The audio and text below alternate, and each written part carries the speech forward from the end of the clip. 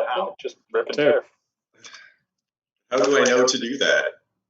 I haven't been given the prompts I need as a consumer. Just ask questions what and today's more. winner. Answered on episode 137 of D&D. Also, these were supposed to be sweet, but they're kind of spicy. The worst. The absolute worst. You probably should stop endorsing them because you already agreed without tasting. I'm having a hard time reconciling that the dude who is cool with broken glass and light tubes is also the same dude who's like, but it's spicy. There was a severe cayenne pepper incident. Dude, I once had mayo, okay, and that was took like a week to recover from that spice. And this one time we were making curry. To kill me? We were making curry, and Beard decided to dump like an entire thing of pepper in there. Oh, that was a whole. I opened the wrong side of the pepper thing. I was like, should we scoop it out? And we were like, nah. It happens. It burned. It did burn. It was the spiciest curry I've ever had. Anytime I go anywhere, I'm like, what's under mild? What's under mild? You have a zero on the dude, I think you know. You said it in front of the lieutenant governor. Yeah, recording in progress. Another episode of D. Recording stopped. Damn it! I did not realize we were back live. Oh yeah, we've been back live. Yeah, no, I just looked over on asked that question. I said all those questions and more. Answer. Yeah, I just looked over to my other half of my screen, and there we're going. Yeah, he went live right after we stopped telling each other our social security numbers. Mm-hmm. Yeah, Big Log said spicy mayo wasn't too bad in my POV. So I don't know. Yeah, you shouldn't put mayo in your POV. Yeah. Hey, thanks for everybody watching. Welcome back. We're gonna tape the second of our two episodes. Episode 137 tonight. Mayo is spicy. We'll be starting when the creepy disembodied voice tells us they're recording. So brace yourself for that and so much more ahead on another episode with Boyz. Recording in progress. Hello and welcome to another episode of D&DDT with the one and only Tasty Boyz. Tasty Boyz. Tasty Boyz is an ongoing 5th edition D&D fast casual dining experience. And hey, it's not only interdimensional, it's educational. We learned a lot of things on the last episode here with your DM, the Beard. We're taping here every other Wednesday on twitch.tv/knownworldunited. You can catch episodes at dnddt.com or wherever you procure your beautiful podcast. Or hey, come back here where it does a great job getting these things up on Twitch, on our YouTube. Go onto YouTube, search for Known World United, or just head back to twitch.tv/knownworldunited for all the delicious goodness from every taping. We're also raising funds for Extra Life to benefit kids here in the Minneapolis-St. Paul metro area in greater Minnesota with Gillette Children's Specialty Healthcare. So, hey, we got a link in the chat. We're going to put that back up, and we'll have it tagged on all these sweet, sweet episodes. We're going to be playing all of our games. We're going to be mentioning this up until the big old weekend. We're going to be playing 55 hours of sweet, sweet games November 5th through 7th to benefit our charity. We're about 17% through our goal of $10,000. So, hey, make a donation if you're listening to this, if you're watching the stream, if you watch a subsequent stream, or hey, if you're just sitting around and you got a couple extra ducats in your pocket, head on over to extra-life.org, search for Known World United, find the prettiest of the boys that are on there, and make a donation. Make a donation. Why not? I'll let the boys introduce themselves now that I've gone through my sweet, sweet shill for charity, and then we'll get going. So, boys, please sound off and share a little tidbit, a little morsel, a little delectable educational piece from last episode. All right, I am Nature, a D&D ringer, playing Bard Extraordinaire Horatio Hetfeld. And when you donate to Extra Life, you don't have to pick the prettiest of the boys. You could pick the beardiest of the boys. And last time, we are still trying to figure out where the heart is. And maybe, just maybe, we'll figure that out this time. Also, I think you mispronounced the bardiest of the boys. If you want to donate to you. I've heard it both ways. Have inspiration if you don't have it. Thank you. I'm Warrior. Playing Kleatos B'Goar, spelled like it sounds. Minotaur Luck, Red Meat Babyface, tuned to Digger Doomtree, and Horatio Hetfeld, and a bunch of other stuff. Last time on D&DDT, I finally got to double team something with Horatio.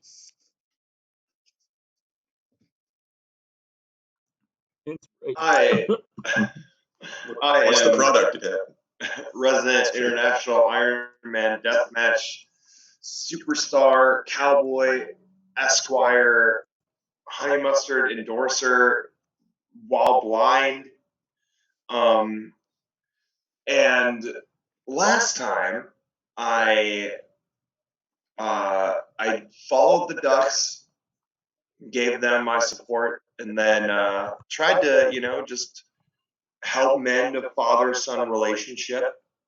Not well, but I was there.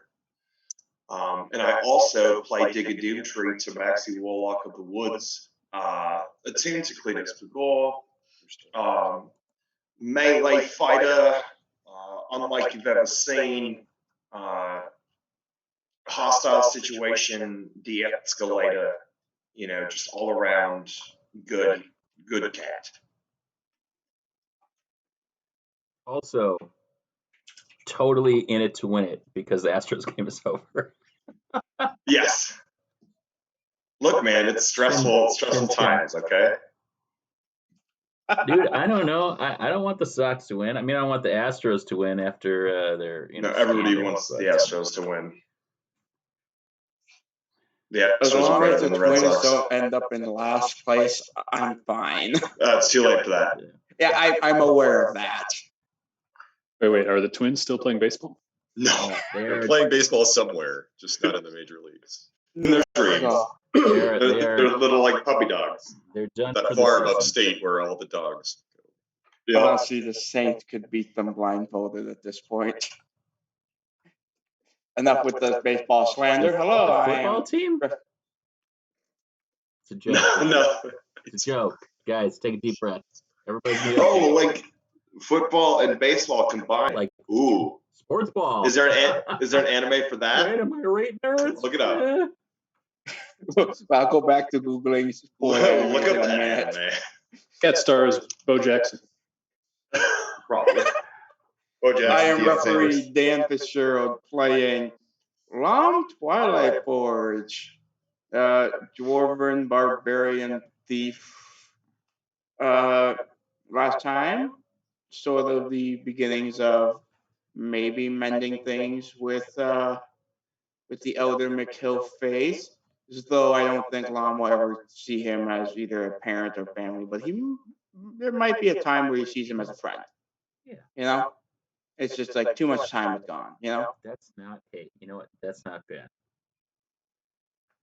You got hundreds of years ahead of you, Lom. Hundreds and hundreds of good years, so long as you keep a lighter out of your hands.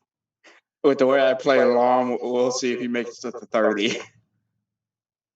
Hey, sounds good. You made it to episode 30 and episode 130, both of which surprised me. So, all right, moving along. I'm Joel at Finger Twitchings, playing Big Bloody Rock Leafbottom, the halfling barbarian turned monk turned son. Having just adopted a father, never had one before.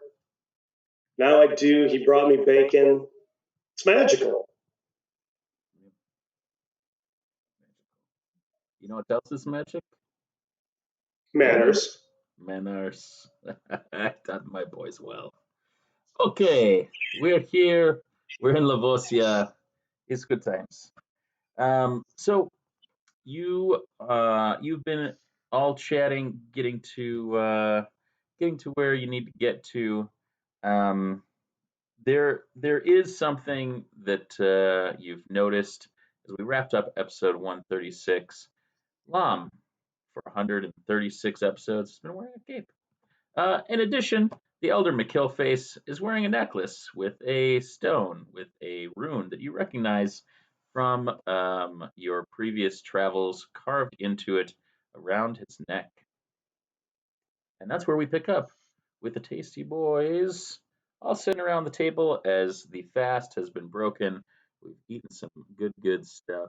And Kleatos has gone, "Ba, ba, ba, ba," as he returns to find this necklace that he was in search of after talking with Brother Arcady, sitting across from him the whole time. He just didn't notice the luxurious plume of chest hair erupting from the Elder McKillface's chest, in true dwarf style. Also, maybe obscured a little bit by his robust beard. Hey, oh, hey, I was looking for that. Where'd you get it? You want to be my son too? No, maybe. No. Look, man, everybody's doing it. Now's not the time for it. He'll bring you bacon. I can get my own bacon. Another day then. Respectfully, humbly. Oh, jeez. Do you? No, the your necklace. That I saw that hanging up in the barn, and last night. And are we supposed to be hanging up our jewelry when we sleep? I don't have any jewelry, but for those of us who, this is confusing to me. Sometimes it gets heavy, so I take it off when I sleep so I do not wake up with the burden. Oh, sure. No, that makes sense. Well, I mean, it makes a little bit of sense. Like, if I wore more clothes, I would probably take them off too. For similar reasons, even though I'm very strong. So I've seen that before. I had a dream about it, and I was wearing it. Where did you get it? If you don't mind me asking. Is family relic? Really? Yes, it's really family relic. Huh. Can I go into my neck and look at the piece, like the wood disc that I have, and flip over to the other side to look at? Could I obviously flipped it over? Is it the same thing on the other side of it, or? Yeah. Oh. I don't know why that tickles me so much. Just the barely audible. Huh. Yes. That made me so happy. That little reaction. So good. Yeah, you recognize that that's the same sigil. You've never kind of thought about it before because the front of it was what mattered to you, right? But yes, in the back, that same kind of sigil is marked. It's that sigil. It looks like a circle with three kind of lines radiating out of the kind of top half.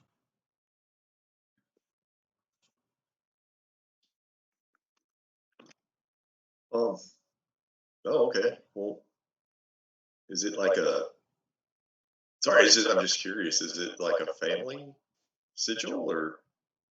This is my rune.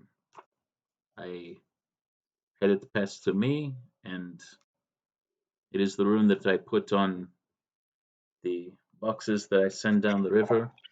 It is the rune that I have shared with those who have come from my line, so that they might be connected to it and protected by it.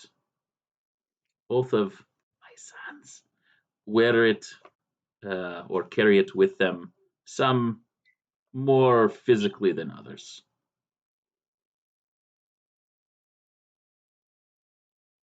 I had to hide it.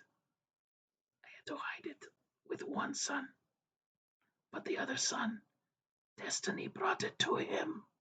They're right here, so. Perception check. He also has negative modifier for intelligence. Cool. This is Run. perception. Yeah. You didn't narrow that down. Yeah, no, That's just- but here's the thing about perception. It's plus Yeah. 7. Okay, what are you trying to perceive, or are you trying to insight? It's just trying to overhear the whisper. So that's 17. You could hear him say that, absolutely. I feel like it's a very stage whisper type of situation. So now that you're adopted, Yes. do I get one of those? Yes. Look in your satchel that you carry rockin' on side of pants. You might find something in it.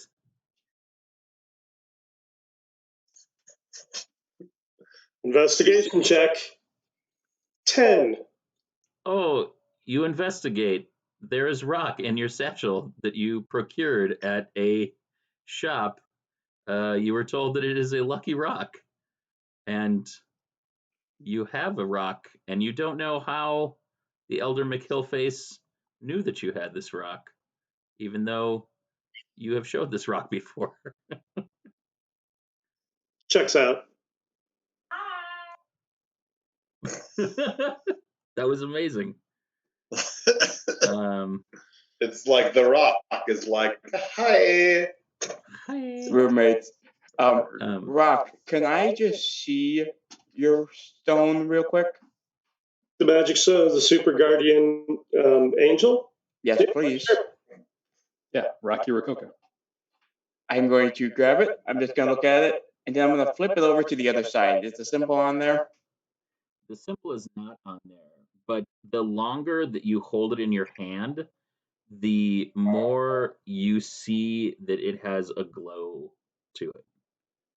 Rock, you I was see gonna- this glow. The rest of you do not see this glow.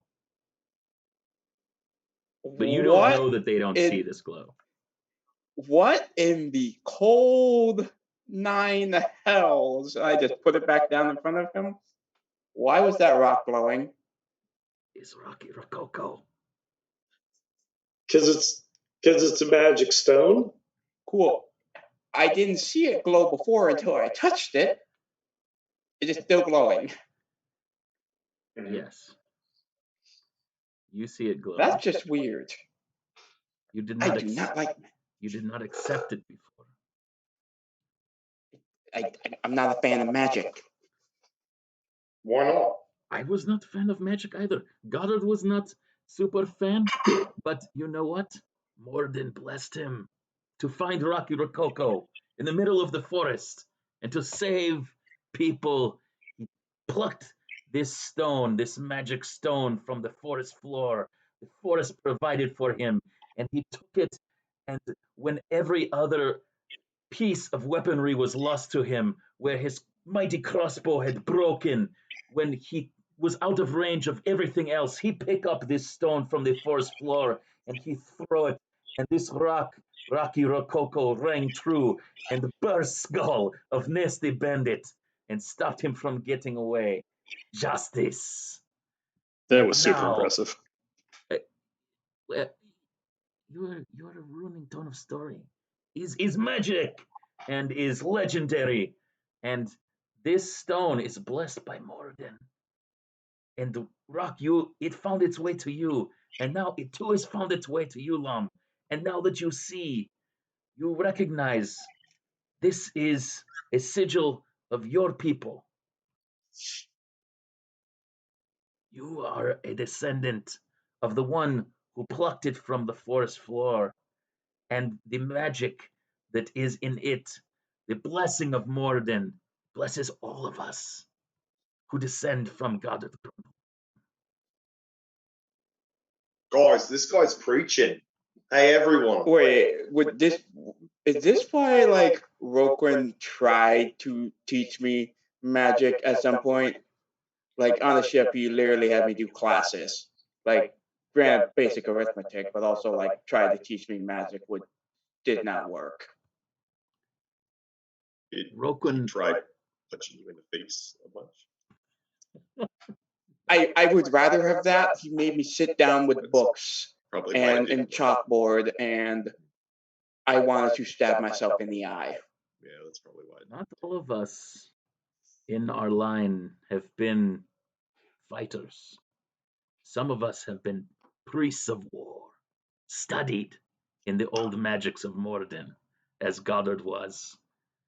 I have passed knowledge to your uncles, and while I was gone, they deemed you worthy of passing that knowledge on to you. Lom, it was Yeah, the gift it of didn't your stick. ancestors. Yeah, it's not for me either, but eventually someone might come along in our family line who likes to read. Maybe not us. We are fighters, right? We want to, bang, bang, right? We talk about William Hunt. I'm more the I'm going to slip your wallet out of your pocket, and if I get caught, then punch you in the face type. But Okay, either way, not reading. yeah, pretty much. Yeah. But your uncle tried to do right by you and by me, and for that I appreciate. I did not know this up until this point. But this is how I know that my two brothers, who sailed with me as I sailed with them, who pulled me back from the depths, they had your best interests in mind, regardless of whether you like to read or not. It's not for everyone, but eventually, maybe there will be another priest of war. Perhaps your son, or Rock's son. I don't have a son. Well, perhaps you will adopt or you will find a nice woman who likes food. Hmm. Woman who can cook good pork chop is hard to find sometimes. Rock is going to slide the stone over to Lom. Yeah. With I think you should hold on to this. It came from your descendants, so you should probably have it. And it's really good at protecting you. And honestly, between the two of us, the one that needs protection in a fight, like you could probably use that more. First of all, them's fighting words. Second of all, DM reaction. Second of all, it's I can barely handle the magic that I already have. Please just keep that thing in your possession for now. I might take it off you later, but for right now, please, magic and me do not mix. I mean, it doesn't. It just helps. Any type of magic. I don't care how benign it might be. I don't know. No, there's only one of them. I was just about to say, Dad McHillface whispers out loud to Kleatos, "There's only one. There's nothing." And you literally beat me to it. That's good stuff. It be one, not 9.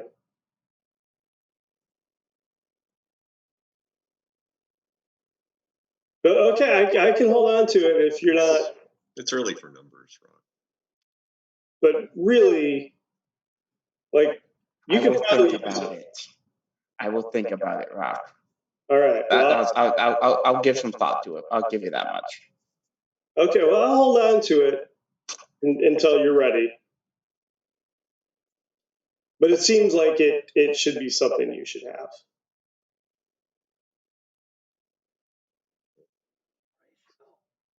The sparks of showers of Morden's forge shower down upon both of my sons. This excites me greatly. Yeah, no, I see. I get it. I thought your name was Kleatos. It is. I was talking to Horatio. Oh. I thought I said Horatio first. I have very good hearing. You're very talking softly, and we can barely hear you. Oh, Horatio. Yeah, I am very happy that the showers of the sparks of the Forge of Morden shower down equally upon both of my sons and keep them safe. We are truly blessed. We are. Praise Morden. Praise. He looks up and everybody's looking at him after whispering very loudly to Horatio.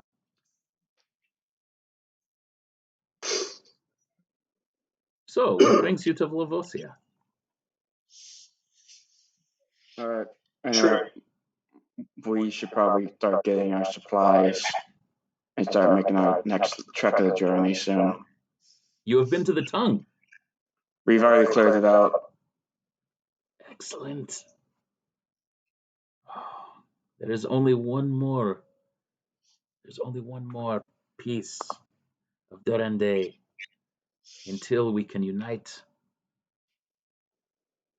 This, I have sent an emissary ahead.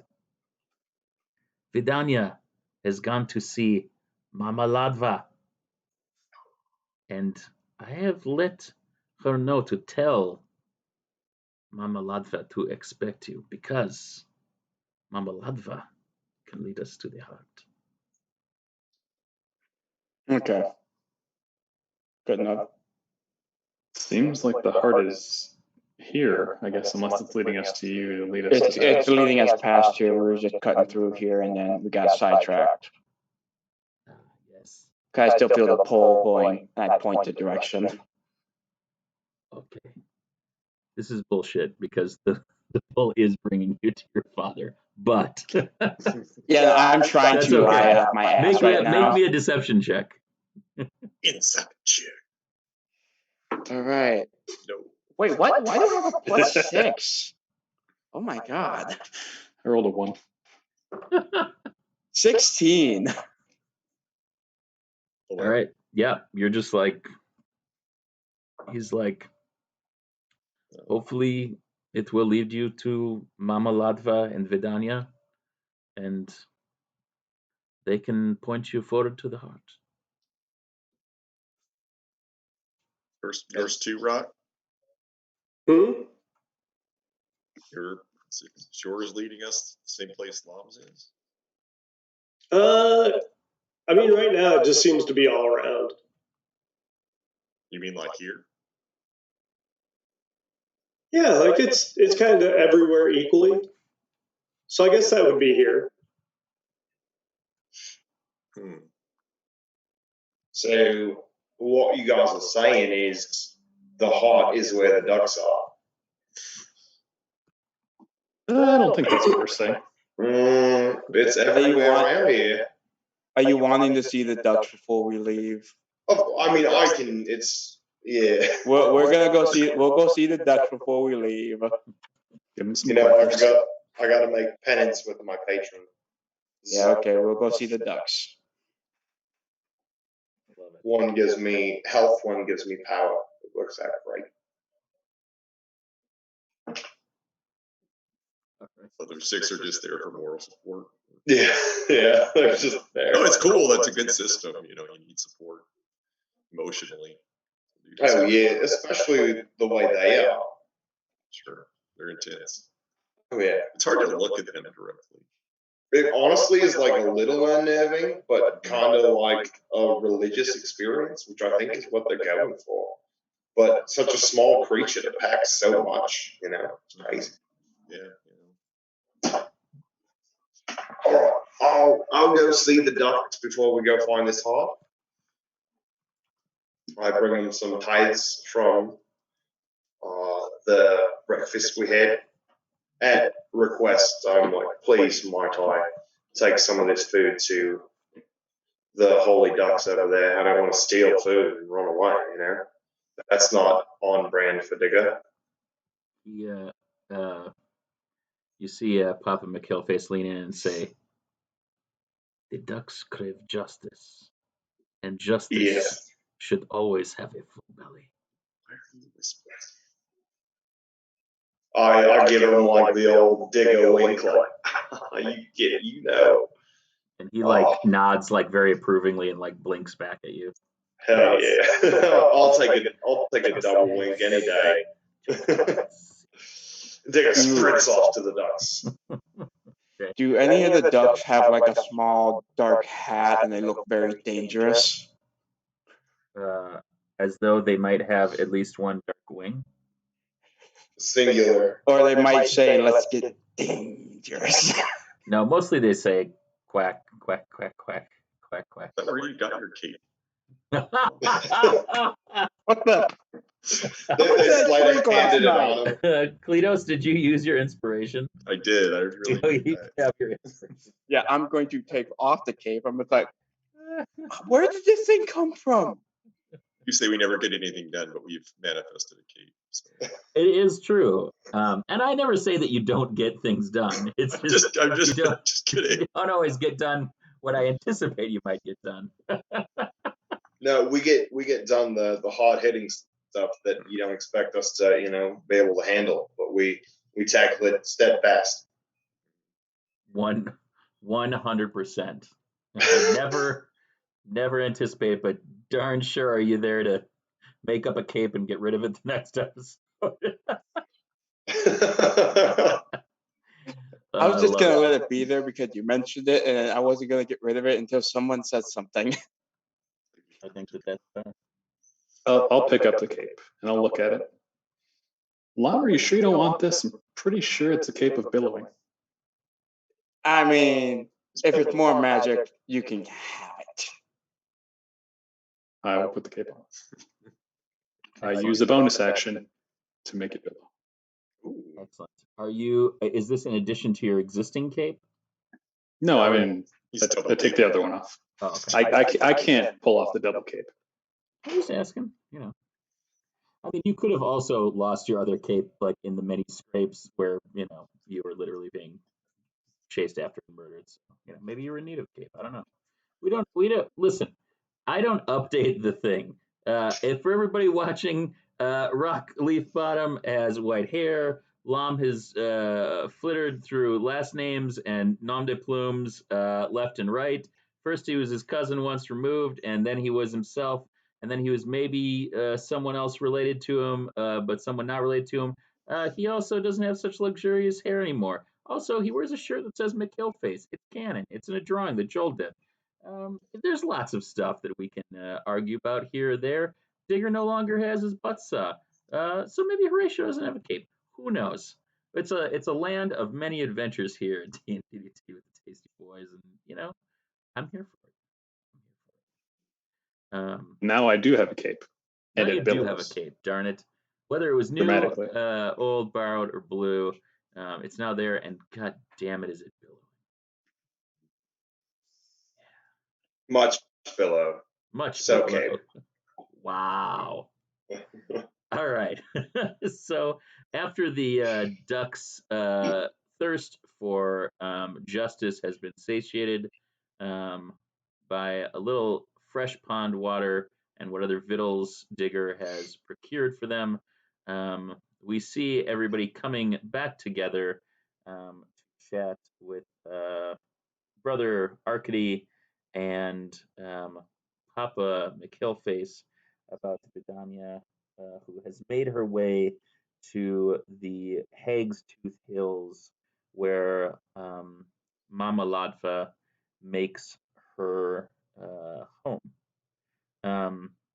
They let you know that Vidania, as has been tradition over the years, has gone to sup and study with Mama Ladva so that she might learn the ways of the magics of the forest before coming back here. Mama Ladva is one of the many forest mothers that kind of both mediate and govern the different parts of the forest.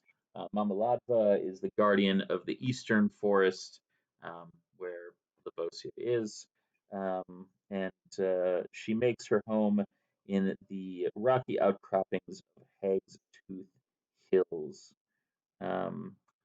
They let you know that only she and the other mothers know where the dreaming heart of the forest lies, the sleeping All Father's heart, that of Darren Day.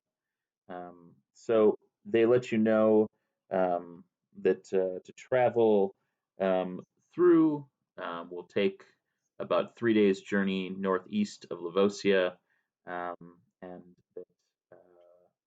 that you may be prepared for the mother to ask something in return for the information that she gives you and that the deep magics of the forest require sacrifice. So if you are to be disconcerted by Vidania's service to the mother, know that it is in service to the families of Lavosia and all of um, the villages that are nested within the mighty forest. So if there's anything that you all need, would like to try to procure, or anything else, we can address that. Otherwise, we have a 3-day journey ahead of ourselves. It was going to be a 3-hour tour, but we don't have that kind of time in a 75 to 90-minute episode. You know what I'm saying? Rock wants to check if they have any more of the stuff to preserve Metal Gear. Aha, solid.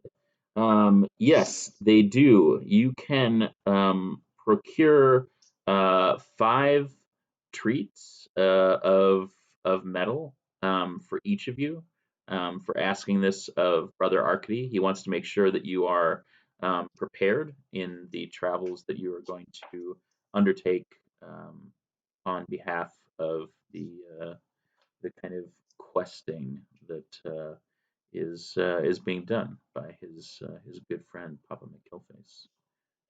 Is there a blacksmith or armorer Yeah. around? Yes, there's most certainly a blacksmith and armorer in town.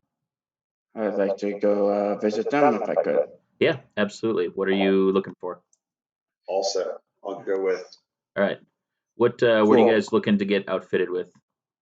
So I would be like, I am mainly used to one-handed and two-handed, small one-handed weapons or large two-handed like axes and hammers and things like that. So what do you have that you might suggest me is Well, around here?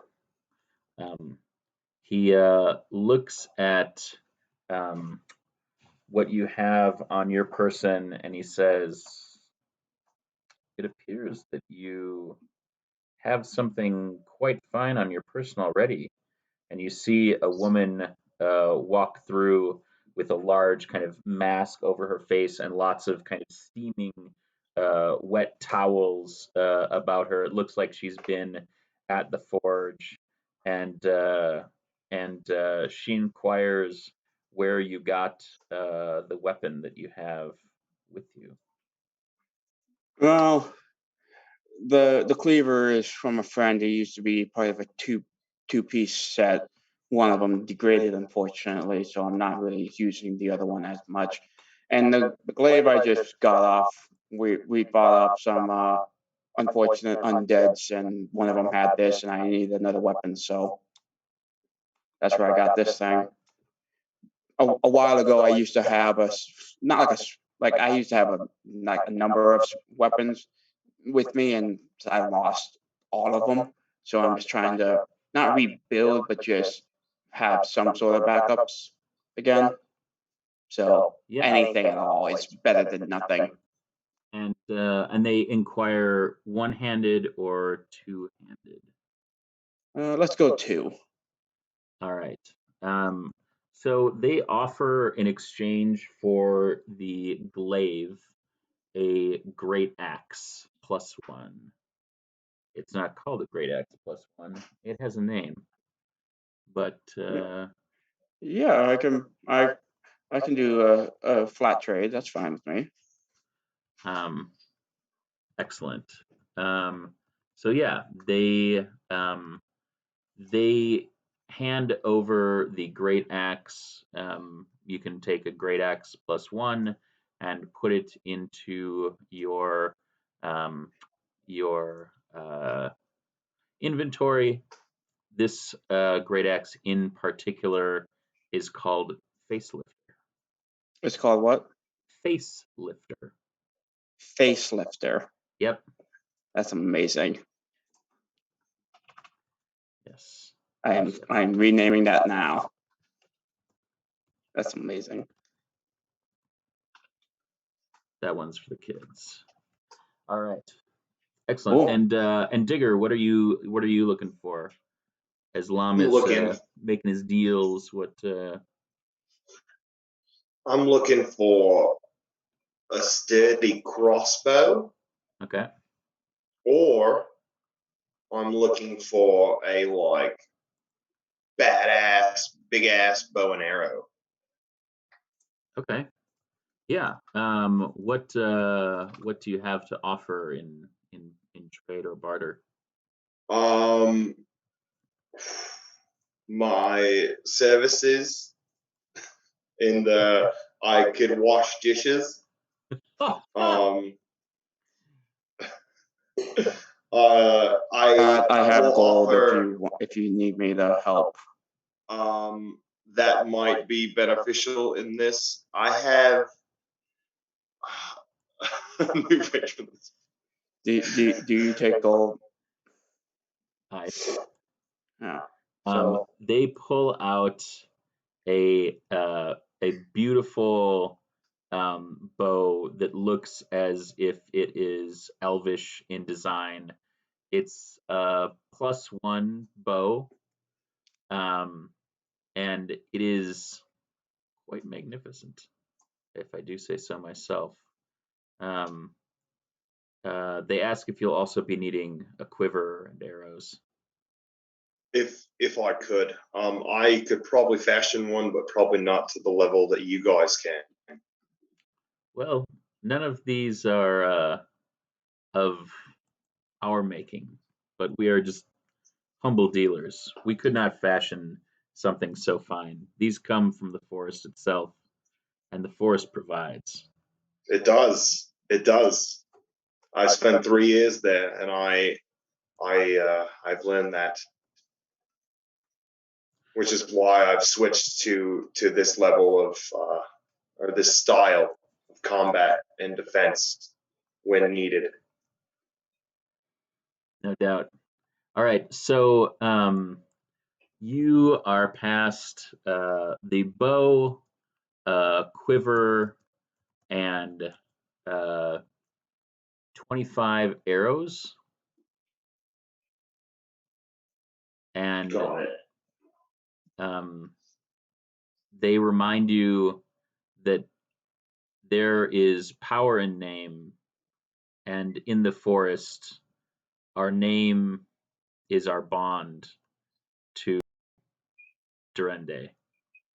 And they let you know that this bow's name is Glimmer.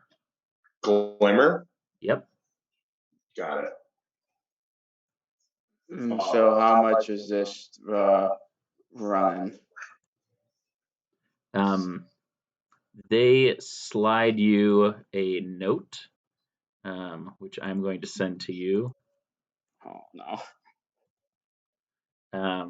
And you can message back to me, and we'll see where we are.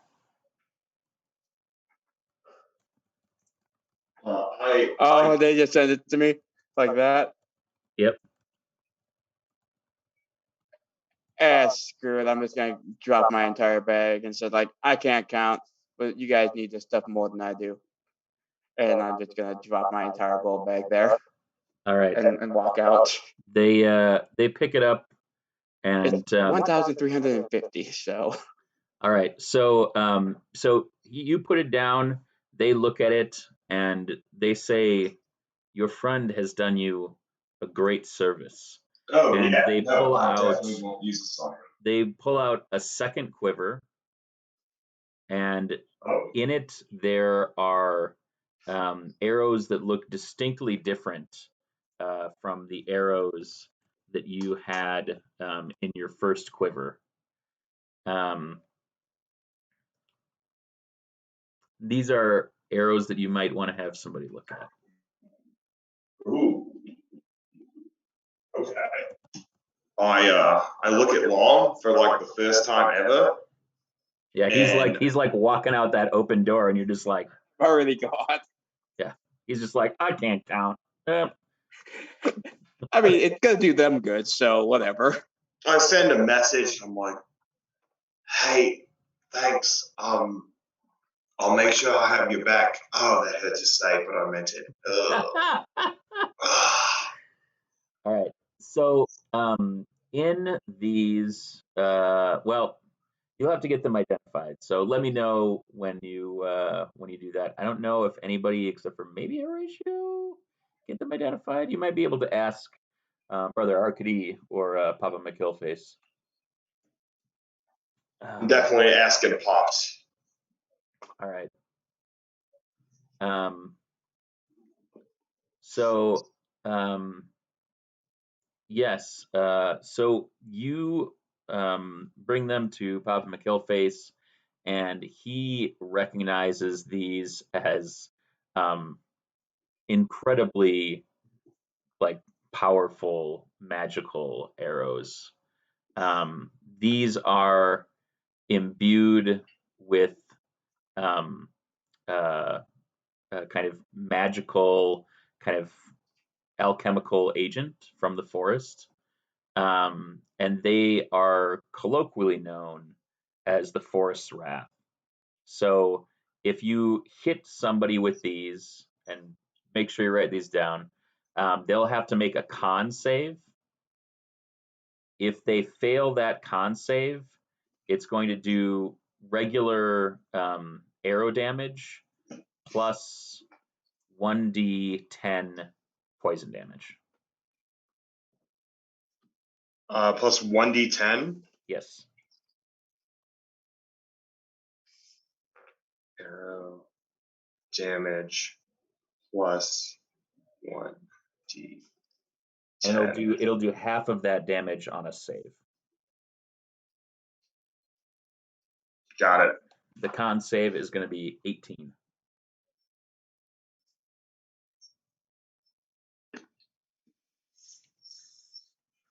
Nailed it. I hope Lom is able to make all those Constitution saving throws. No, I made a promise, and everybody knows Digger's word is his bond. You know, sticks to it. Do we? Maybe, I don't know. Okay. Oh, the Lom, you got your message. He never responded, but he's just like, oh, he's gonna have my back. Cool. He still doesn't trust you enough to do that. He just wants to make sure we all survive. You having better I love that equipment Lom means is we like, all I don't survive. understand why the cat's being so nice to me, because he's just like, oh, yep, here you go, here's the money, bye. Because It's it like, yeah, I'll benefits buy him a all of bow and us if he arrow. has better equipment. Yeah, absolutely. That's Lom's mentality. Yeah, no, dude, I'm here for it. All right. Anything else that folks? Yeah, real quick. I just saw Joel's message in the chat. Rock can identify that those are arrows. I was going to do the same thing. Yep, they are arrows. Definitely arrows. Guys, hey, Digger got some arrows. I think that's a bow too. Oh man, you know what arrows do? They poke. Show you what direction to go. Yeah, Get the hell. sometimes if they poke you hard enough, they tell you you're supposed to be going in the other direction. Really quickly, Kleatos will, since everyone else is shopping, Kleatos will. Ryan is like, can we get going? But I just want this one thing. Look, I was gonna do it, and then I was like, no, I'll just let us get going. But so he'll go back to the like the general store. Yep. And he will return the Book of Insidious Calamities. It's like, this book made me mad. I don't think I'm ready for it. And he'll swap it out for the Tome of Gnomes. Nice. And then he will also remember that he has some additional reading material in his fanny pack. So he will also add to the lending library one of his Tasty Boys treasure coloring maps. Yes. They make their return. If you hadn't made a joke earlier, I would have given you inspiration for that. Oh man, yes, absolutely. And then he'll head out after that. That's literally like a 50 plus episode callback, and I'm here for it. Love it. Spend a lot of time on those. Story. Yeah, you're able to get out the Tome of Gnomes. Great. Are you haven't checked out that book before, right? So this is a new book for It's you. a new book. Are you gonna peruse it, or are you kind of saving it for later, or what do you think? He'll save it for downtime. Okay. All right. He'll Excellent. just pick it up. Yep. Okay, so you guys are ready to head out as soon as everybody's ready. Horatio, you good to go? Yep. The only thing I needed was the treatments that Rock mentioned. Excellent. All right, so you and Rock have gotten your sweet treatments. Forrest does provide. That's TREEMENTS. Thanks, Forrest. So yeah, you guys can head out.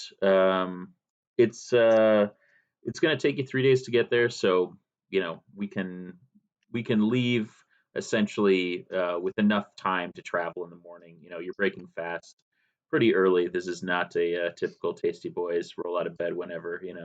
When the food is served, the boys are present. Occasionally, depending on what the count is. So you guys are able to head out. You're heading to the northeast, kind of past the kind of familiar farms and the places where you first encountered the Hollow Men. And it's 3 days journey, so you can make about 20 miles through the forest every day. We will be doing checks both day and night because, hey, it's the forest, baby. So what I'd like to have is a marching order of how you are moving through the forest. Rock can be one. All right. Ron, why don't you make me a perception check then? And we will start there. 23. All right. You are able to generally maneuver you through the forest. The further you get away from town, you realize that the beating of the heart grows fainter and fainter. You see a number of trees that feel kind of magic and sparkly to you that surround a sinkhole that looks just large enough to fit in. Why don't you make me a Constitution saving throw? Oh no. I think I'm going to use my inspiration. 25.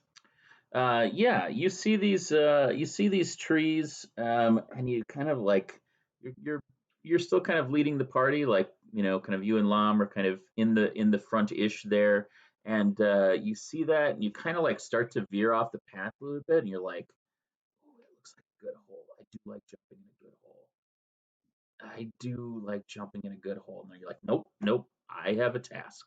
I'm supposed to stay on task, and there'll be plenty of holes to jump in later. I've jumped in other holes before, and I will jump in other holes again. All right. So you're able to make it through the first day. You can set up camp at night. You've been in the forest long enough to kind of recognize kind of what you want to do to kind of set things up. So we'll do a kind of watch. There'll be 3 watches throughout the night, and you can tell me who wants to kind of stay up on each of the watches. I'll take first. All right. Anybody else for first? I'll join him. All right. First watch, you guys can each roll me perception checks.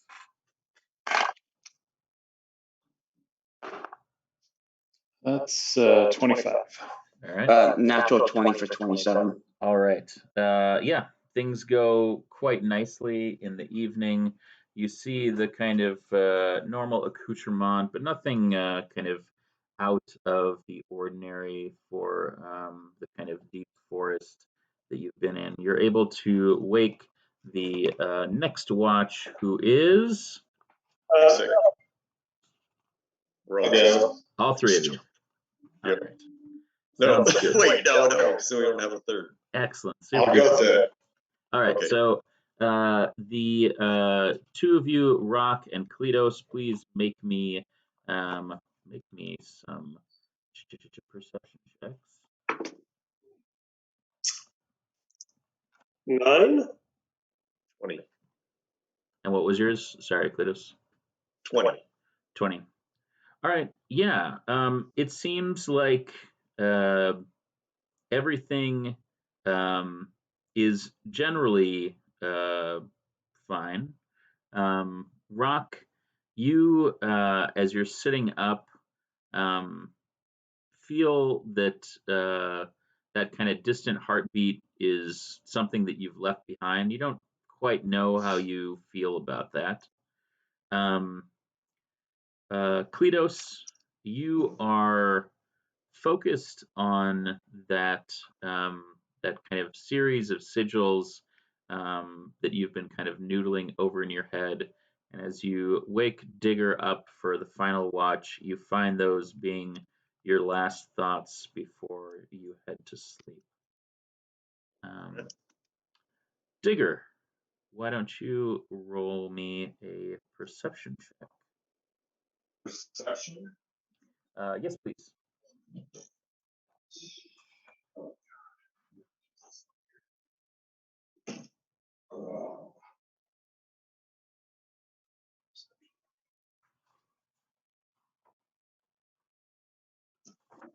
$19. While you are watching, you feel, Joel, yes. You feel that you are being watched. You can't kind of identify where it's coming from, but you feel that there is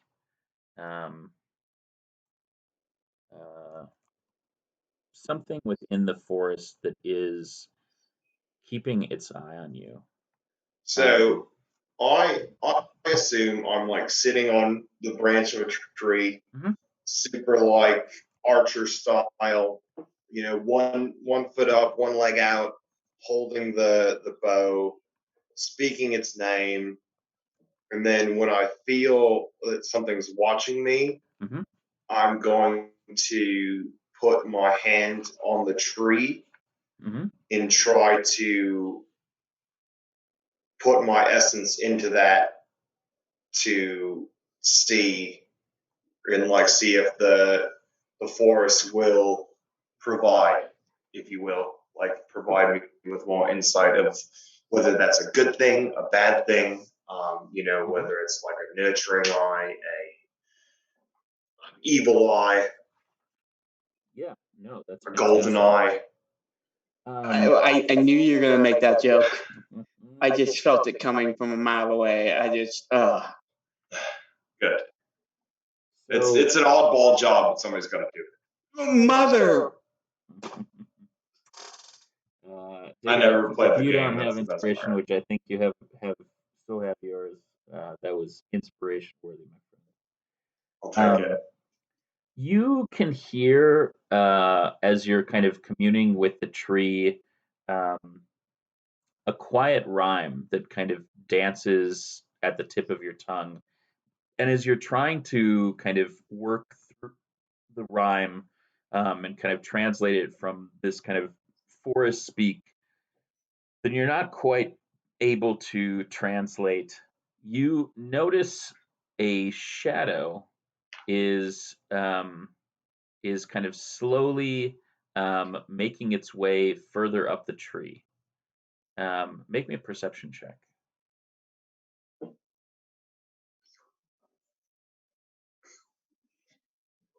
I'm going to use my inspiration. All right. And I'm going to use luck. Okay. And I'm going to use one more luck. All right. Wow, that just Anybody else got inspiration? I will use my inspiration to help out All right. Lauren here. Roll it again. Oh my God. It It was on a 16 and then it went to a 6 Well, again. Oh, Yeah, 14. okay. But it is nighttime, and as a D&D player, I am obligated to tell you I do have dark vision. Okay. So I will message Kleatos in my head movies and say, hey, I might be in trouble, but maybe not. so Kleatos will Kleatos- reply, okay, do you want me to get up or what? So, Kleatos, you are enjoying a wonderful dream in which you are back in the Starless Citadel. The runes that you've noticed from Lavosia are kind of popping up, and you are like in full Sherlock Mind Palace mode. You know, it is you are Zach Galifianakis, beautiful mindling all of this lovely information and putting it together, and noting that there are still missing sigils that are present in the Starless Citadel that were not present with the families in Lavosia. One of those that is not present on the banners in Lavosia is the kind of circle sigil with the 3 lines that you saw on the stone that hangs about the neck of Papa McKillface, and on the carved into the back of the dragonfly necklace that Lom wears. There's another sigil that you saw that was present on the center of the rune circle at the Starless Citadel, there on the ground, carved in, and yet another sigil that was present in the rune circle that was documented by Horatio at the in the Cave of Whispers.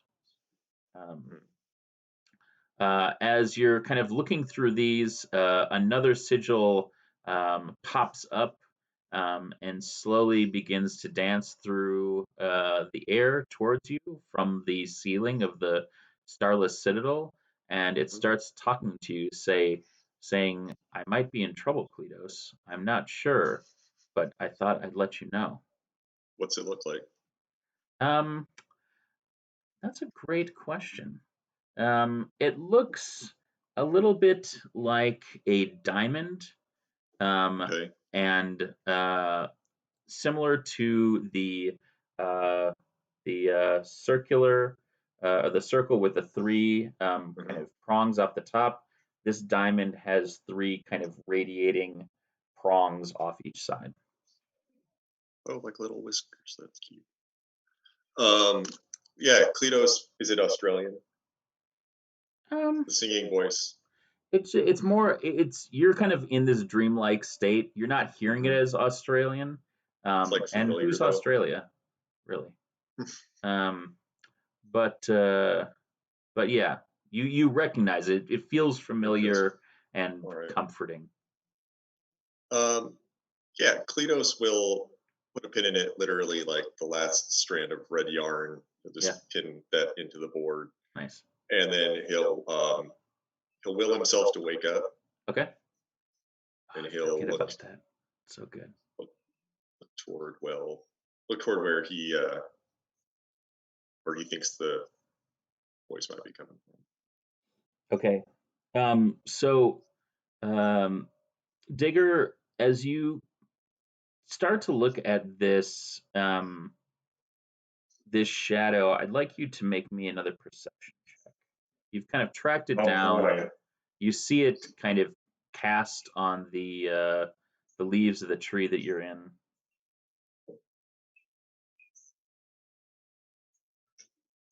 Natural 20 for a 28, baby. For a second, like the more you look at it and the more you squint, the more that like you see like yourself sitting on a branch, like squinting. Ooh. Like the more you concentrate, the more you see yourself sitting there. And then you like kind of shake it off and you look at it and you're like, does that shadow have a tail? Oh, And then the shit. more you look at it, you're like, does that tail not have an end? I should have spotted this thing long before, given my my eye for detail Mm-hmm. in my traits. However, I'm now seeing Nega Digger in front of me.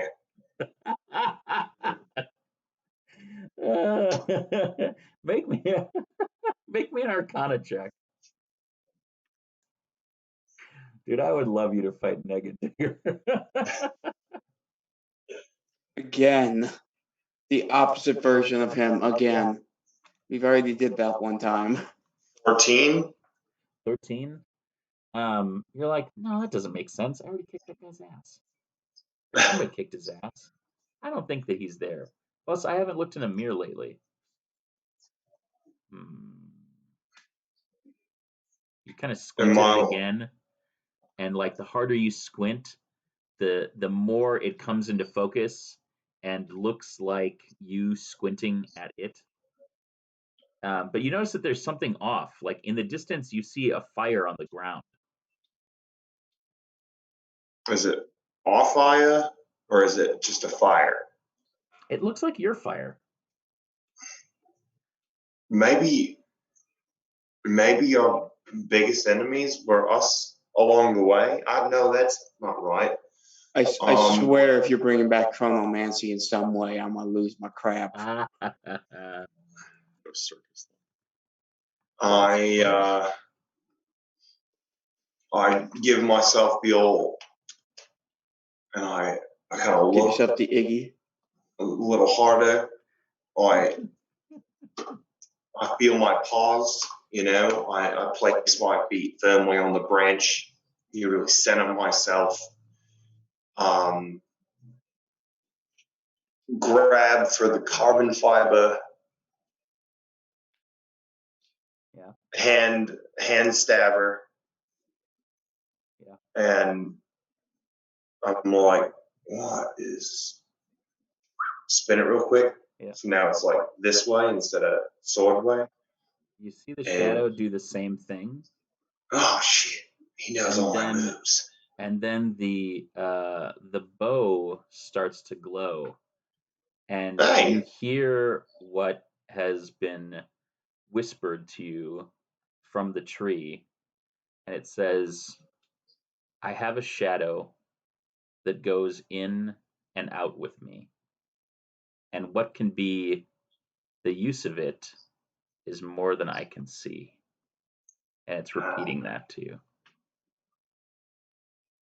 I kind of think about that and realize that it's like I have a clone now, or at least that's what I'm telling myself as I hold the bow and continue to whisper its name.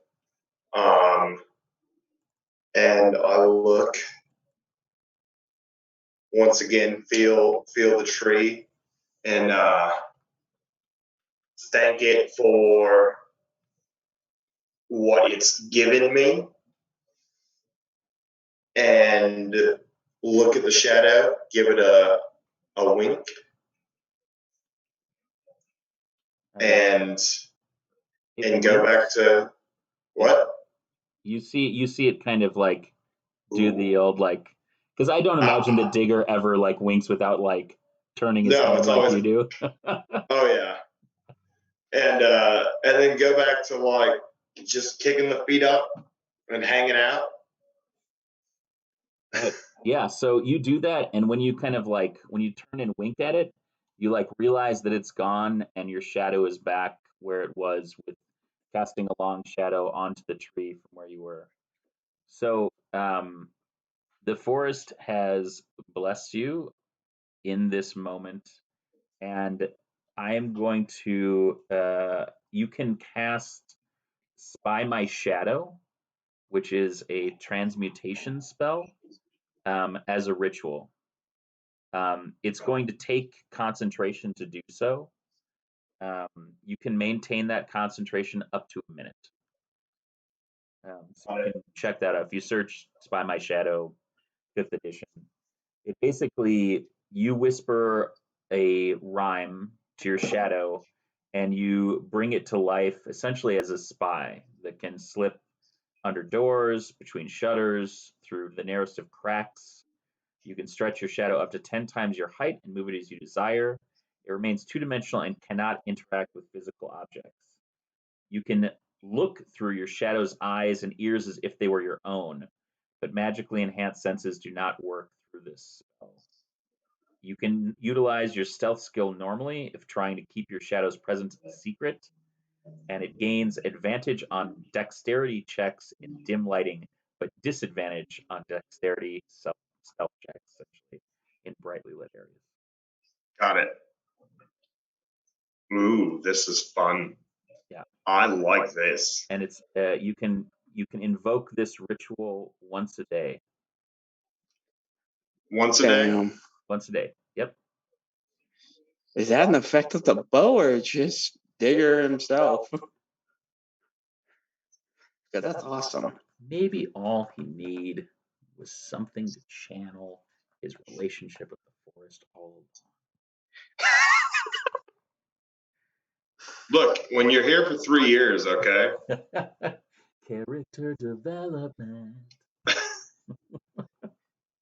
At what point do you believe your own BS?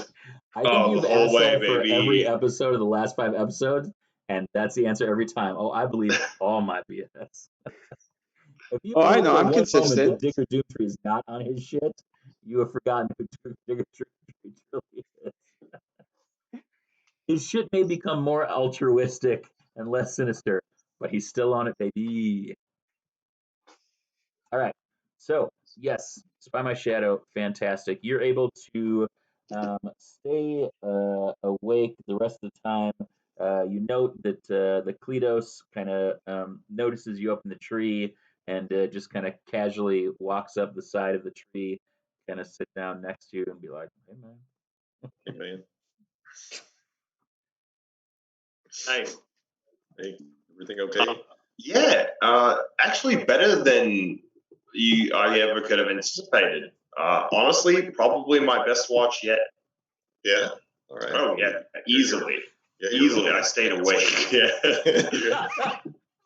That's good. Wait, hold on. Is this actually true? Is this the only one that he's not slept through? Yeah, usually I wake you No, up. there was I wake one up. other. He's stayed awake at least a couple other times. Mostly he was like planning shit, I think, during those, or Yes, like yeah.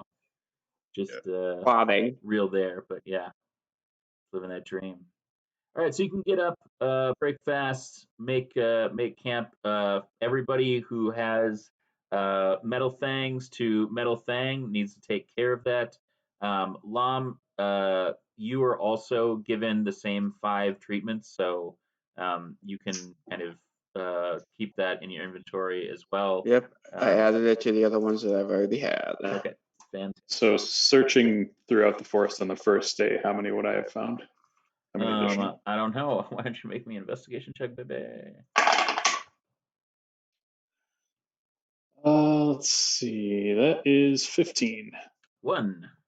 All right. I've been doing that too. Nature. Yep. Right. Make me a nature. 16. 1 for you as well. Nope.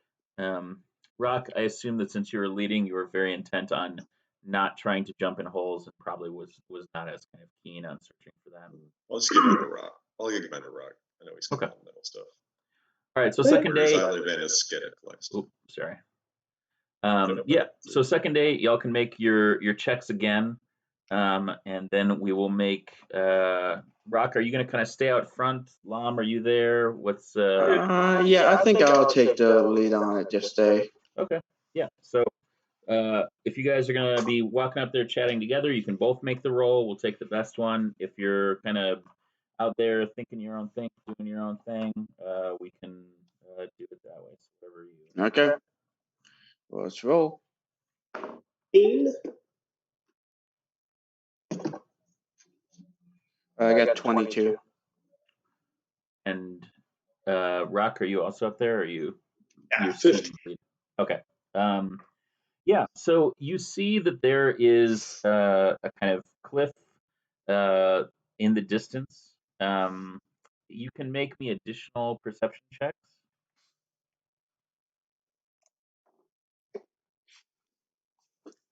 26.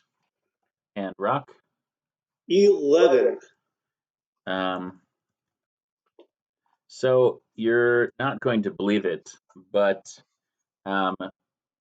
in the kind of looming cliffs in the distance, as you kind of are looking and kind of scanning them to make sure that there are kind of no nasty adversaries, you see the signs of a large rock nest, but not a rock nest where a monster lives or a nest where rock would sleep, but the gargantuan monstrosity birds known as rocks. It's currently empty.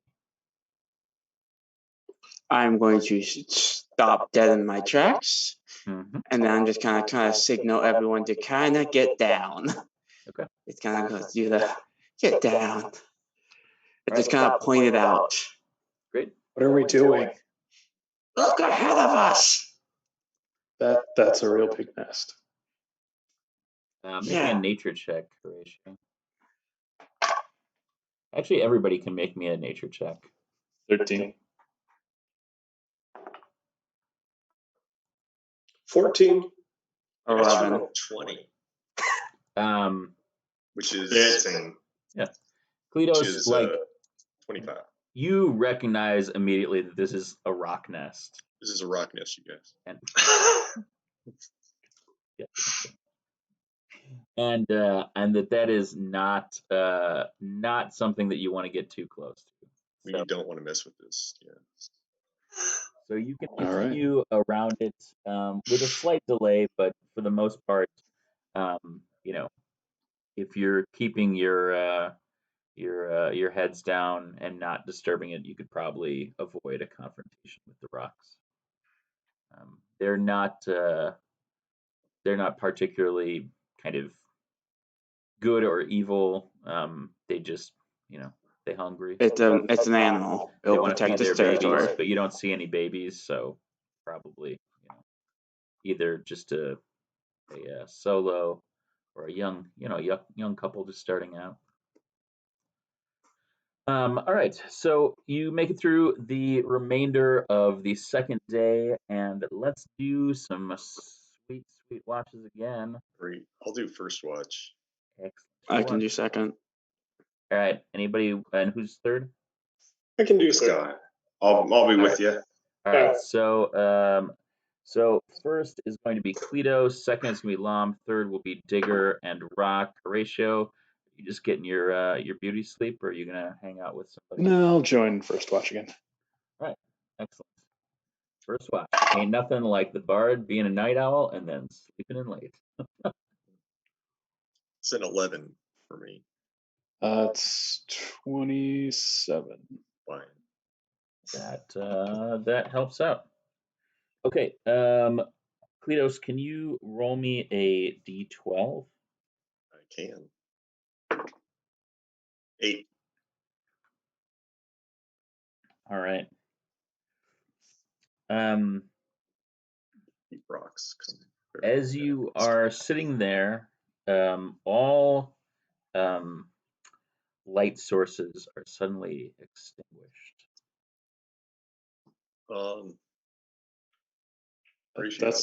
That's not good. I don't have dark vision. I don't either. Kleatos will take out Bomb's lighter. Okay. Good time to have it. And he'll light a torch with it because he's not that stupid. And I will cast the light as well. Roll a 1d6 to see if it goes off. Odd it turns on, even it doesn't for the lighter. Oh, like it doesn't work all the time. It's from the gnomes. It's crazy. It's a 2. I forgot it's from the gnome. Even it does not work. Okay, he tries to light it up, and then he's like, "Good, I'm glad you cast that spell because Lom's lighter's broken." You're able to light magically, and you see nothing kind of out of order. Well, I mean, other than like our campfire, is a campfire extinguished or Campfire, yep, extinguished. That's weird. I'm gonna try the lighter again. I'm gonna go light the campfire with Lom's lighter. All right, you try lighting it again. Nope, it's 4. All right. This thing is broken. How did he start so many fires? That's a good question. I have to ask him that. Lom, in your dreams, all you can hear is this kind of clicking over and over again, and you're just in this perpetual state of dread, and every time it clicks, your hair and beard pre-fireball is there, and then afterwards you are just this like shorn, like hairless dude, and then it clicks again. It's like pulling the chain of a light. Like you just Oh, it's like the kitchen light over there. Just click, click, click, click, click. click, click, click, click. Yeah. What in the cold hell? And you're just having this terrible, the most terrible nightmare a dwarf can have, losing all of his luxurious beard over and over again, and then it's back, and you're happy, and it's there, and you're gone. Um, Rock, you're also having a dream with the same effect, but for you, there is the most magnificent spread of food, and Mother is there, and the pork chops are juicy, and life is so good. And then all of a sudden, it's gone, and you're gnawing on like the provisions that you had after you all fled New King's Bay. And then all of a sudden, you're sinking your teeth into a pork chop and drifting off to sleep, happy as can be. And then again, boom, you're traveling through the waste, sad and hungry. And you no longer have your sweet, sweet, lovely horse. And then boom, you're back, and there's a whole side of cow just waiting for you. You've just come in from a long day's work. Oh, it's great. Everything click, click, click, click, click, click. Digger, you are experiencing the same dream. Click, click, click, click. You are a powerful warlock. You have the strength of nihilism and sadness at your disposal, and then you see the disappointment on Kleatos's face, and you have everything gone. You flip back, and you're sitting there having dinner with the Void and laughing as Horatio is being tortured. This is what he gets for for what he has wrought in his abandonment of the Void. Afterwards, you find yourself being consoled and healed by Horatio's song, and you find yourself feeling more whole, even with the absence of the Void. Click, click. You are stepping through with the rest of your compatriots into the plane of elemental air, and then suddenly are pulled into the void and given the stern warning that without murdering your best friend, you will be stripped of your powers. Click, click. You are finding Captain Crunch for the very first time, and elated that in all of the years that you have traveled, you have never found someone that has been someone that you could take care of, that would also take care of you back, but would be dependent on you for your support and love. Um, and finally, um, Horatio, you're standing over there, and you look down at Kleatos, and you see that there is a small piece of wire that is stuck in between the flywheel and the flint of the lighter, and you just like reach in and go boink, and Kleatos click click, and it lights right up. Oh wait, wow, that was. You should probably carry this. Horatio, you recognize that the safety's been on the entire time that Lom owned this. That sounds about right. Oh, there's a. Yeah. It's not that the gnomes fucked it up. They just didn't take out the safety. And when Lom obtained it, he never realized that there was a safety, so it only worked half the time. That was probably Wait, the wait. last move in the long Is run. that why you told me it was a 1d6? God. 100 plus episodes of discovering Man, that is- together. That is some long term. That tracks. I was just reading a story about this in my Tome of Gnomes, so Ah, I didn't realize it was Lom. I should tell him he's famous, book famous. hey man, this story's about you. Chronomancy. No. Back at the Ghost Carnival. A second Hydra. I'll light the fire. Not a second. Hey, old Chicago's really clean again. Man, we're back in Chicago. It's a magical city. That's beautiful. All right, second watch. Hi. Roll it up.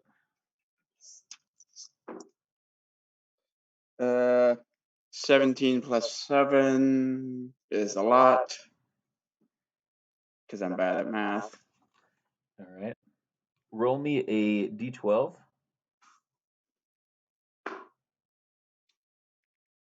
12. Hey, you remember that fruit-bearing bush with the berries that you Yeah. ate? It's back, Yeah? baby. Yeah, it's back. Roll me a d20. 7. Ooh, there's 7 berries on it. Lom. Huh. Yeah. I'll leave it for the guys when they wake up. They can have it. Very, very sweet of you. All right. Rock, Digger, you're awoken by Lom, who lets you know, hey, the bush is back. Please make me 7 perception berries. checks.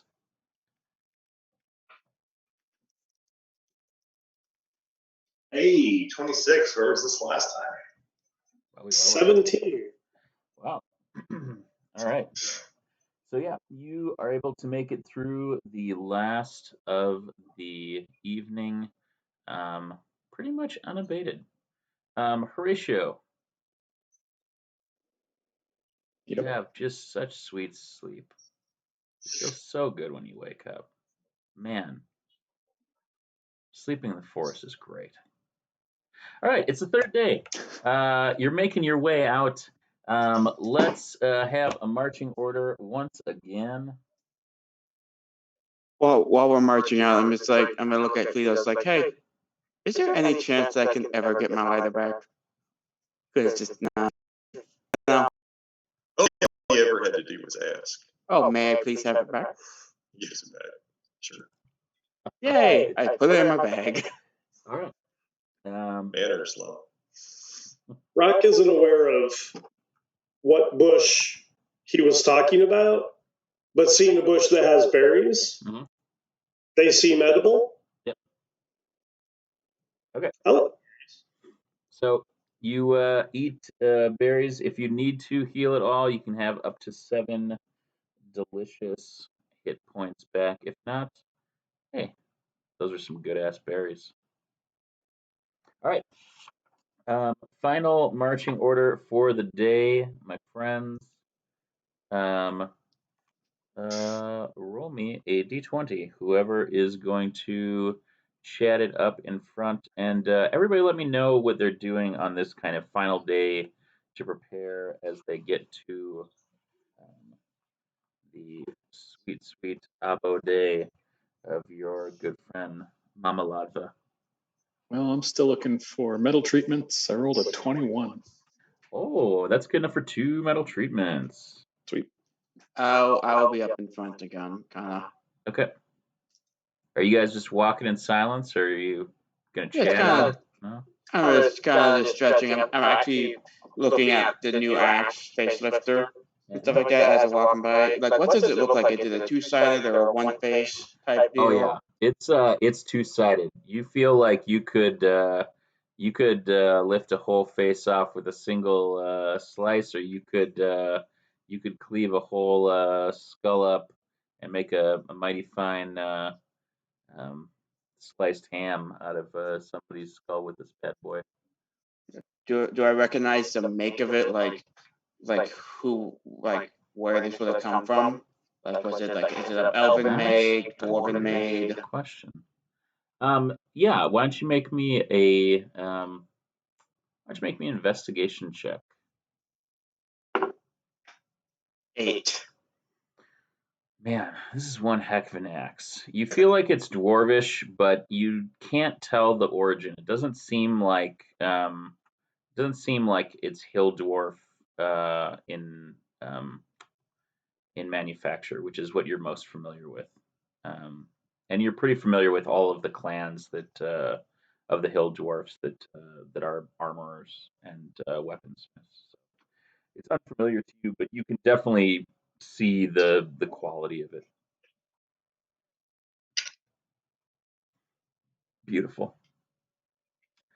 Rock, what are you up to? Singularly focused. I take a moment to be like, nice axe. Thank you. If we were related, we'd almost be twins because we have axes. But I'm focused on breaking the trail and going the right way. Okay. Rolled an 18 for perception. Okay. You are. Sorry, I don't know if that was me or what, but you are able to. You are able to navigate your way through the woods. Kleatos, Digger, do you have anything that you need to address, share, want to chat about, anything? I'm going through the woods. I'm obviously reflecting on my last 3 years here and thinking about the fact that it's gotten me to where we are now, thinking about my newfound abilities, and kind of like letting the group get ahead a little bit, and then trying to like play some ninja warrior, you know, swing from the trees, like jump from limb to limb, you know, with like talking to the forest first and be like, hey, just hanging out, trying to mess around and see what I can really do with my feline agility, and then doing random like swing from one arm to the other arm, swing the tail around, probably eat shit, get back up, hope And no we one hear him eat saw. shit. Yeah, make me a perception check.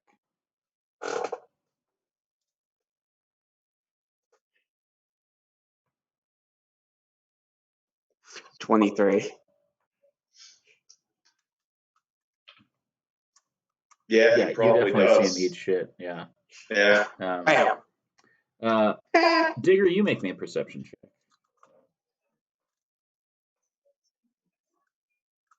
19. So as you're swinging around, occasionally eating shit, you realize that you're feeling like more and more comfortable with this. Um, when you land on all fours and you start to kind of feel a little bit more at home swinging around, you also recognize that you're able to use your tail a lot more proficiently than you have been able to lately. And you land kind of at the end, and kind of your tail kind of curls up towards you. And you realize that your tail has started to regrow, and that the kind of edge of that growth is dotted with the kind of trappings of the area of the forest around you. So there's like small blades of grass and kind of moss that are in your fur. and you start to kind of like look at that and kind of look at the rest of your fur, and you realize that your paws are starting to take on that same, like the pads on the bottom almost look like they're moss covered. Um, Hmm. and Lom, when you see Digger eat shit the last time before he seems to be kind of getting his poop in a group, he looks up and his normal kind of catty grin, which is typically kind of covered with dirt because he thinks he's like being really um, sneaky, Stealthy. um, actually looks like he has a domino mask of moss around his eyes. And where he usually smears the dirt on his chin that almost looks like a goatee, you see that he has kind of almost like a kind of grassy kind of mat of fur kind of growing from his chin. Um, he Hey, continues to kind of bound up and kind of zip around, and you just kind of like watch him as he's doing this. And I like that like everybody's getting a new nickname. Makes me very happy. I am going to, when I see this, like elbow Kleatos in the hip or something, trying to get his attention. I apologize.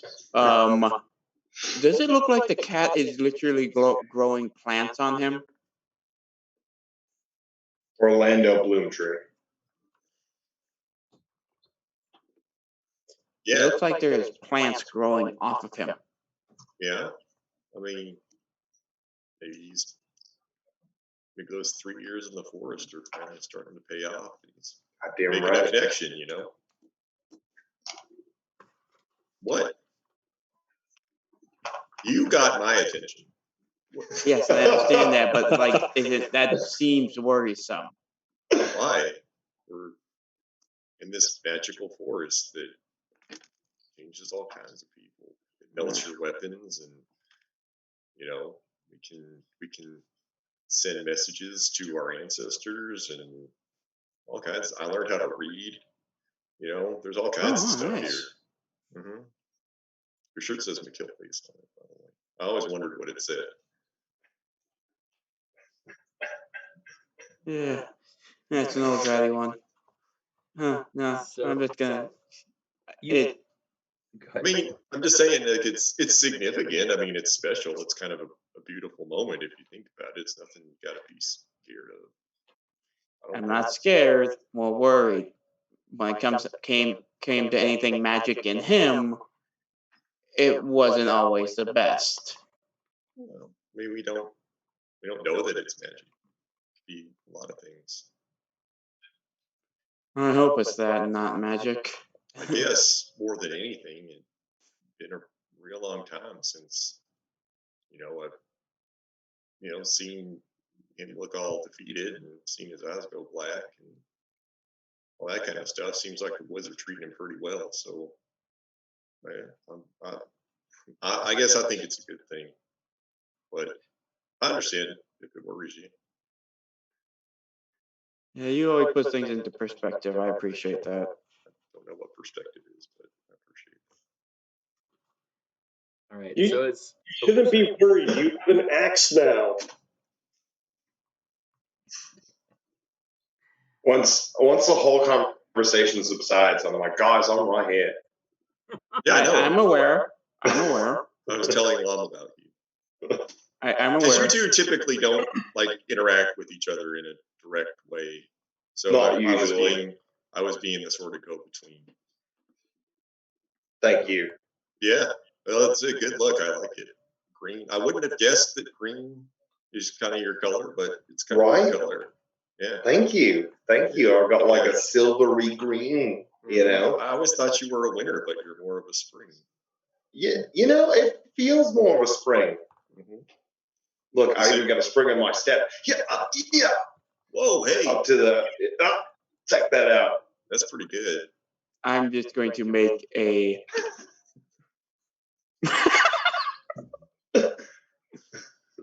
A spring. Please let him bounce on his tail. I just like to Please bounce, let man. that be a thing. My prehensile tail. All right. I mean, yeah. Did We'll just keep going. feel good? Yeah. Up there? Okay. Now I'm like one of those kids where like they're holding on to the bar, but they don't know when to let go, and they're like kind of a little bit scared, and they're like, "Oh God, no, I'm too high up," and I let go. I nailed it. Nailed it. All right. So, Oren, I sent you a this is another ability that you'll be able to utilize once a day. Got it. The tale of 100 Acre Woods. Yep. Again, it's a ritual, so it's something that you'll need to commune with the forest or tap into. But yeah, once a day you're able to tap into this. So Got it. as you all continue to walk through the kind of rocky cliffs, give way to outcroppings, and you recognize that you have, as the kind of cliffs slowly kind of meander down, that you have reached the Hag's Tooth Hills. The Hag's Tooth Hills lie among the more barren corners of the eastern um, part of the forest. There's gnarled pines that worm their way into the joints of the mossy covered stones. Lizards that you have not seen present in the forest before bask in the relative abundance of sunlight here, while spider webs overflow from the larger crevices. The path that you're on meanders among the pines and suddenly opens into a small clearing. A crude lean to made of branches lashed together by fine silken strands that appear to be spider webs, nestled between two outcroppings. Aside it, a girl matching Vidania's description, pale, strikingly beautiful, long blonde hair, sits like a child on the ground, intently sewing patches into a bright quilt. A large iron pot gurgles and steams next to her, and as you make first sight of the structure itself, an old crone hobbles her way out and says, "The dwarf must have sent you." And that is where we will end this episode Oh of no. D and DDT with the one and only the Tasty Boys. Tasty boys. Interdimensional. Well, hey, that's another beautiful episode 137. I've been the Beard, they've been the Boys. We've been streaming on twitch.tv/knownworldunited, putting up beautiful podcasty things, dnddt.com, and reminding you of all of the lovely going-ons on Twitter at dnddt podcast. A reminder, we're raising funds to benefit kids at Gillette's Specialty Children's Healthcare here in the metro area of Minneapolis, St. Paul. And we're doing that through Extra Life. We're going to be raising funds up and through the end of the year and playing games November 5th through 7th on Known World United on Twitch, as well as many of our brother and sister stations. And so come check us out. You can find Known World United on Facebook, facebook.com/Known World United, or follow them on Twitter at Known World Unite. We've had the opportunity to unite with some more friends and more fundraisers than ever before this year. We're looking forward to playing D&D, Tales from the Loop, video games, chatting about all sorts of things, wrestling, toys, games. So stop by extra-life.org and give us a little share ski. Maybe give a tax deductible gift, and always come back here every other Wednesday for some more adventures with us. Recording stopped. And thank you to everybody who's watched tonight so much. 2 wonderful episodes with the boys. We'll be back, hey, for one more beautiful adventure on the 3rd of November before our weekend. So in the meantime, please take the time to stop by our fundraising pages We've got many of the boys that are participating in fundraising in this year, playing, donating, sharing. So thanks so much for watching with us tonight. Boys, why don't you let them know where they can find you and what you're up to lately?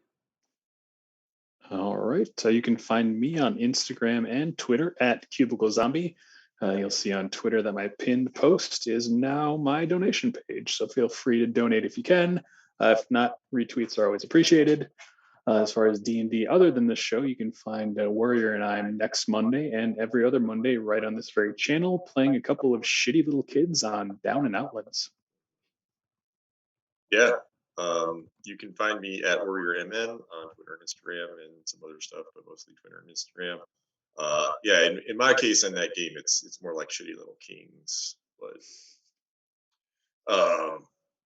yeah, that's mostly what I'm doing. I'll be doing the Extra Life thing, so feel free to donate or stop by, and yeah, do it for no, I can't say that. Can't say it. Do it for the benefit of the children. For you- healthcare. You can find me on social media at OrInvite, and then on Twitch at OrInvite18. I've just moved, so I now have to reset up all of my streaming stuff. So that is going to be a blast. And I won't be in Extra Life because I'll be doing IWA Mid-South tournament weekend. There's 3 whole tournaments. Southern Sickness versus King of the Death Match, Queen of the Death Match, and then Dutch Double Death. But most importantly, you can find me tomorrow on IWTV for Time Bomb Pro on Violence Is Forever. I take on ex-WWE superstar Alex Zane. Dominic Carini wrestles frickin' Minoru Suzuki. I mean, that's a thing I just said in 2021. And then Saturday, you can find me at Interspecies Wrestling in the main event in the 1 million block death match, because Lego is the same thing. They get real weird about you saying it, so you can't say it. But I'll be there doing that. And then Shocktober the next weekend, and it just never ends, which is great. Another beautiful time bomb match, Pop Pop versus the world's most hero wrestler, Damon Spriggle. I am so excited for that. Are they going to steal the show? Yes. Yes, they are. Yeah. 4 years ago, teaching him to throw suplex. Thursday night, regretting teaching him to throw suplex. That's the tagline, baby. Don't wear it out. Also, murder grandpa. Pretty much. I am so upset that I cannot be there tomorrow night to see Violence Is Forever, because that's going to be a great show. Watch on IndependentWrestling.tv. Yeah, pretty much. Watching along, not streaming it, but watching it along, live reaction for Dot Club tomorrow night. So watch that. Yes. Yeah, my live reactions will be on Twitter reading everyone else's live reactions. So that's just how it is for me, unfortunately. But you can find me at most social medias at RefDanFits, TikTok, Instagram, Twitter. I do have a Facebook.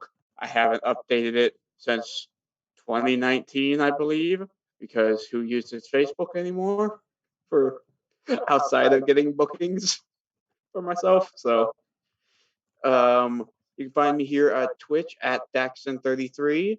I try to stream every Tuesday. I haven't streamed the last 2 weeks, mainly because there hasn't been any more story stuff for Destiny, and haven't really found another. I have an idea for my next game I'm going to be streaming. I just need to get my setup a bit more ready for that. So it's going to be a longer single player series. It's going to take me forever.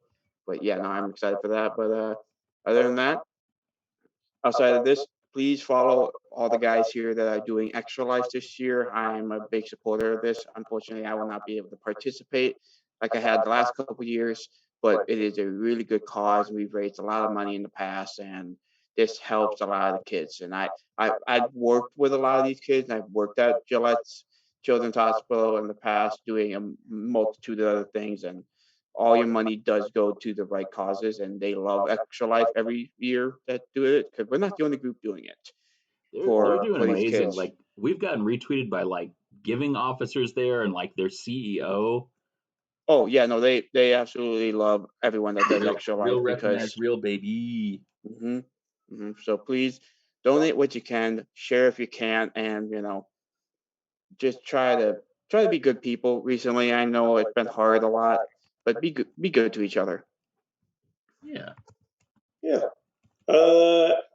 This is going to be a little broken record. You can find the work I make on Twitter and Instagram and on Twitch under Finger Twitchings. I'm waiting to hear which games I'll be in so I know which characters I need to create. And if I get that in time, my plan is to stream on Twitch, giving people the ability to donate money to make calls like what class, what race, what equipment, what's it look like, all sorts of details. So hopefully we'll get to raise funds for Extra Life that way, as well as when we get to the weekend of gameplay. So hopefully I'll be able to start that soon. Yeah, baby. So I'm Beard. You can find me on Twitter at HueyBeardWalks or Instagram at Up Your Architecture. You can also find me always at Heel Turn Radio on Facebook, Twitter, and Instagram, as well as twitch.tv/Heel Turn Radio, streaming every Tuesday and Thursday. Tuesdays, we got Tiny Ming Tuesdays with Diamond Dave, New Money Matt, Your King Ginger. Every other Thursday, we hang out, go for a little dive with your co-captains, Warrior, Ref Clark Feldman, yours truly on the ones and twos. What are the ones and twos? We haven't figured it out yet, but we've been doing it for a couple years. And hey, like this, by the time we get to episode 137, maybe we'll realize that there's a safety on the lifeboat. And then on the alternate Thursdays, we got Heel Turn Radio, the flagship, baby. Woo! We got some great guests coming up. We're in the midst of Pete Tober paying homage to our good buddy, the mayor of Chanhassen, Pete Huge, who passed away earlier this month. And so on the 28th, we're going to be hanging out with some folks. Dr. Darren Davis stopping by. The Never Ending Stop Story stopping by. Gonna have some messages from our good buddy Uncle Rob Page and Stephen Rude. Yeah, we're gonna watch a couple more episodes. Watch Darren and Pete momentous breakup after two whole matches of being the tag team of the 90s. Didn't pan out for him. But we're gonna remember our buddy Thrawn, the old Scarfy Paloozas, and we're gonna do it up pink. So come and join us. Hang out with us tomorrow for Dive Club. Twitch.tv/Heel-Turn Radio. We'll be doing live reacts to Time Bomb Pro. Congrats to Eric and everybody else up there. We're really excited to have sponsored the last handful of shows. Really excited to sponsor the Big Brick Challenge. When we started sponsoring, we didn't even know that they were going to have the money to hire a big rootin' tootin' honey mustard shooting cowboy like Oren Veit. So we threw a lot in with Caw, the flyest bird in the land. We are celebrating and supporting Razor Wing in that four man and burb matchup. But we're always excited to support wrestling, support gaming, support kids. So like Dan said, be good to each other. We'll be back in 2 weeks for some more D&DDT with the one and only, most lovely Tasty Boys. Tasty Boys.